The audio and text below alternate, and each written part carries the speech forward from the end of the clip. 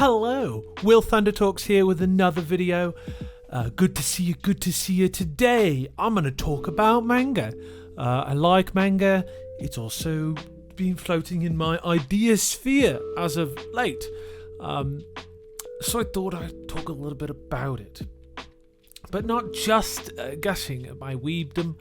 I think I want to tell a little story today about my experience with learning. So, as you'll see, the video is titled How I Learned to Read.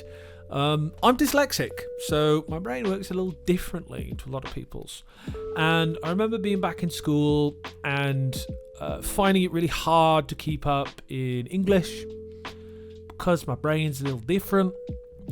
And I'd be like feeling really dumb, and I'd be like lower sets for English, and then I'd climb up a little bit further on and climb down again, and I was on a struggle bus. In primary school I got or elementary school for Americans, I got diagnosed, and I remember going out for typing classes when I was supposed to do English, so I didn't handwrite as much.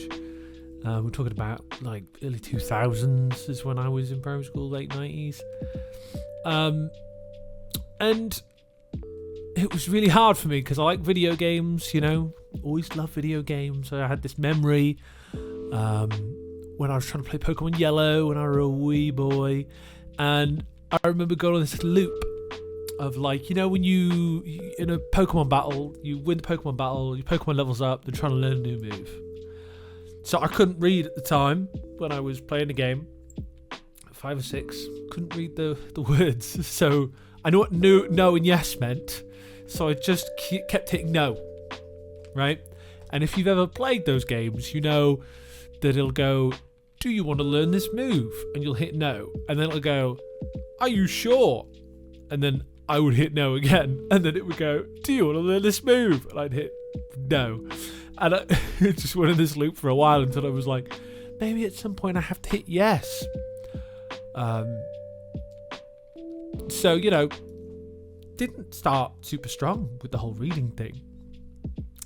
And I guess that segues to manga. So for me, one of my first words was Sega. I've loved video games my whole life, right? Apair and Sega, apparently, are the things I used to say a lot as a kid. I would enjoy Sonic the Hedgehog as a kid, playing it on the Sega Mega Drive back in the day, Pokemon, etc. So I did that through a lot of my younger years, and then segued up to anime and manga a little bit. Oh, well, not manga, didn't read it at the time, but anime. I loved anime. I loved Dragon Ball Z. I loved Sailor Moon. I loved Naruto. I loved a lot of Ed, Edd n Eddy, Cartoon Network cartoons, Dexter's Laboratory, Cubics, a lot of those old school shows. So, Hey Arnold, etc. So I loved those shows, loved animation. That really got me hooked on animation in general. But I really loved Dragon Ball Z. I loved those Saturday mornings with Dragon Ball Z. Remember them very fondly on Fox Kids, which then turned to Jetix, I think. And I watched Naruto, and then when I got into Naruto, I think that's what really springboarded my interest into anime more intensely. And then it got me into other shows like Death Note and Claymore, bit of Gintama, Bleach. Never got into One Piece really, but a lot of the big mangas and animes at the time I enjoyed. And I'd get to the end of the anime that was currently out. So at the time when I was watching it, I think it was just before Shippuden started. So I was at the end of the original Naruto series, and I was really hungry to know what would happen next. And my buddy was like, you got to read the manga. And I'm like, what do you mean read the manga? So he showed me this site where you could read manga. And it made me think, man, I want to get some manga. I want to read some manga and read it, but I'm not great at reading. So I thought, let's try reading some stuff online first before we go and buy some manga. So I read some of the early parts of Naruto Shippuden. I tried to get through it, struggled a bit, but I guess the fun thing about manga is most of its pictures. So the words I didn't know I could Google, and the words I did know I could just read and enjoy. So I think I remember what are the early arcs of Naruto Shippuden? I guess the Sasuke, first reveal of Sasuke as a teenager. I remember reading that in the manga, and Sasuke trying to kill all of Team 7 with the Raikiri, I think it was. I thought that was pretty cool, but I got to read that in the manga, and I guess it made me really interested in these stories because I really connected with a lot of these characters, and it kind of made me a little obsessive. I remember when I was a teenager with my dad, when my dad was a bit more present in my life, and I told him about it, and he thought it was a good kind of financial investment, so he went out and like bought a bunch of manga to sell on, because we got job lots on eBay. I bought some job lots on eBay to have as my own personal collection. I used to have loads of manga, loads of weekly and monthly, weekly Japanese, monthly American Shonen Jumps. I used to go to Infinity Beyond in Shrewsbury and have a subscription with them for probably a year or two, where every month I'd go and I'd buy a copy. They'd shelf me a copy. And it's how I discovered a lot of different animes and mangas. Some never went anywhere, some went places. I'm thinking Ultimo, the Stan Lee manga. That didn't really go anywhere, but it was pretty cool regardless. But I think I'm telling you all this because something I think about a lot when I think about learning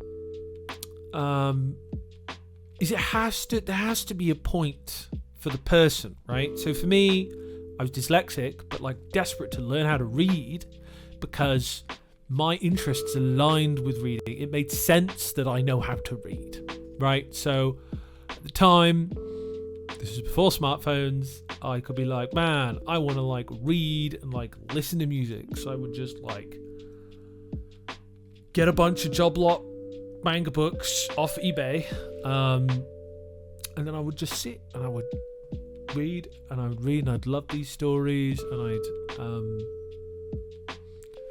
get through loads of them, and it was great. So when I think about learning to read, I think about teaching somebody anything, about like you need to give them a clear why, and I learned through manga because I love these characters. These characters reflected how I felt, especially Naruto in the original OG part of the series. Naruto felt like he wanted to be friends with people and connect with people and have that community, but he was rejected because of the nine-tailed fox inside of him. And in a way I kind of related to that, because when I was a lad, a younger boy, I felt rejected by my peers a little bit because I was quite tall and also pretty fat, and also I did some things I guess I regret. I was probably a bully at parts in primary school, and not proud of that, but that happened. And then I went on that arc of finding these stories, right? And then these stories helped me connect.